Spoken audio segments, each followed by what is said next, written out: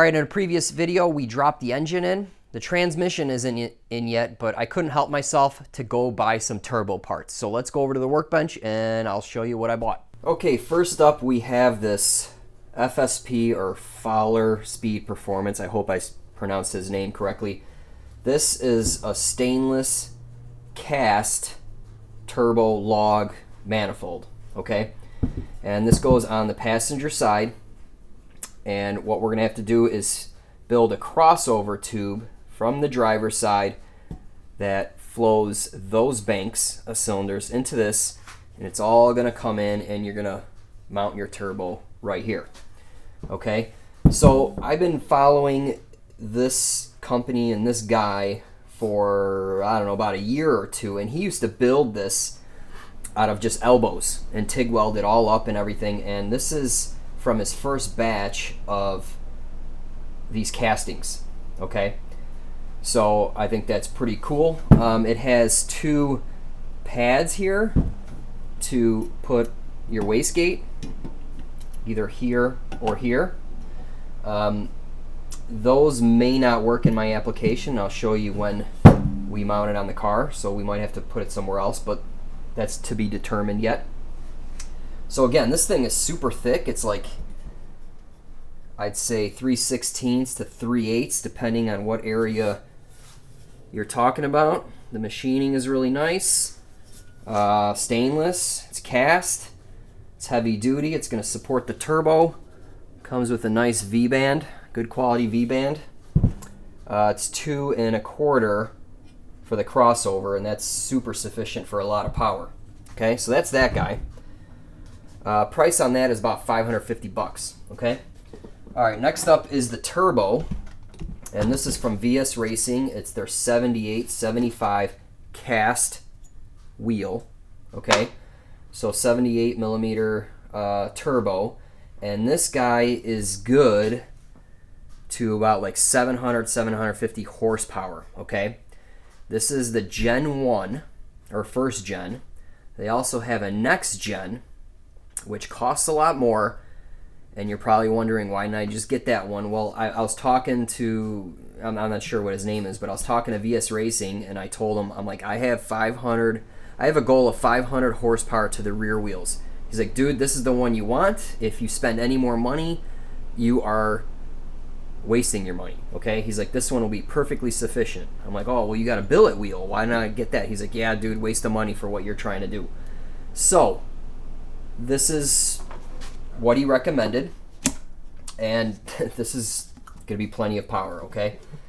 So it looks like it has a 3-inch outlet. I believe it's a 2.5 inch for the compressor here, and this turbo is about 400 bucks. So don't need to spend more if we're not making any more power, right? And then again, here's a 44 millimeter wastegate from VS Racing. So let's go ahead and throw this on there and see how it looks. So this is the exciting part for sure. All right, we'll just throw this guy on here with a couple bolts, no gasket, just to, you know, see how it looks. Okay, that's on there just hand tight with 2 bolts. Looking really quick, the fitment is perfect. Okay, just for this part alone. It clears this, which that's going to be an issue in itself, but yeah, the fitment looks great so far. All right, so plenty of clearance around the control arm, the motor mount, and everything. And then back here, plenty of room, and there's a straight shot for the crossover tube. So this looks really good.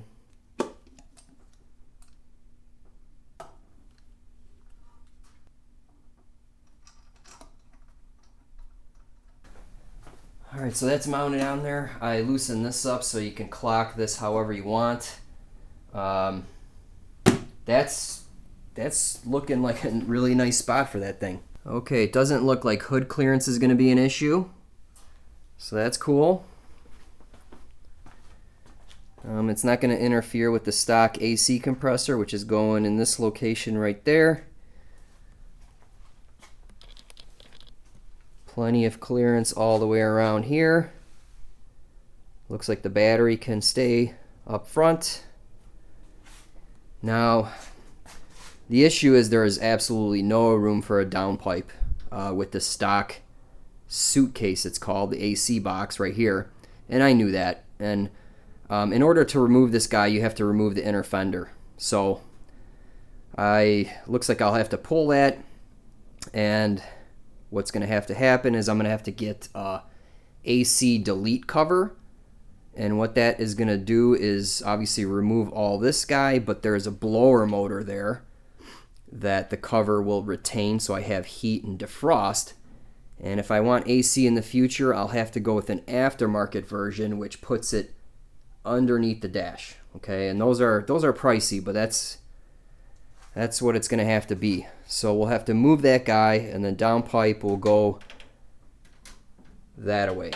Okay, now as far as where the wastegate is going to go, just brainstorming some ideas. Obviously, if we pick off of the pads on the manifold, it's over here, and it's going to have to bump out a little bit for clearance. So if it goes here, I would have to route piping all the way to here.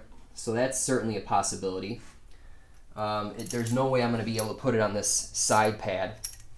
Another option, what people do is they drill a hole right through this housing and mount it on right here. So this is another option, and what we'll do is take a pipe from here and feed it right back into the downpipe. Okay, so that's probably the most likely scenario here. By the way, what a wastegate does is it bypasses exhaust gas from going into the turbo, and it goes out the exhaust. So when you want less spooling, less boost, you bypass it, and there's a spring in there that actuates it, okay? Otherwise, this thing will just go full boost, right? So, lot to consider here. I'll probably call my buddy over who builds cars for a living and just kind of run through a plan here. But this has to come out, and we'll have to decide on that. I went ahead and kind of measured what kind of tubing I need, so I have that on order. The tubing's going to come, and then it's time to just start fabbing up the hot side on this after the transmission is in, of course. But in any case, that's all on order, and it's coming. So I think that's it for this video. Let me know what you think in the comments below. And definitely let me know about the wastegate placement. Tell me what you think.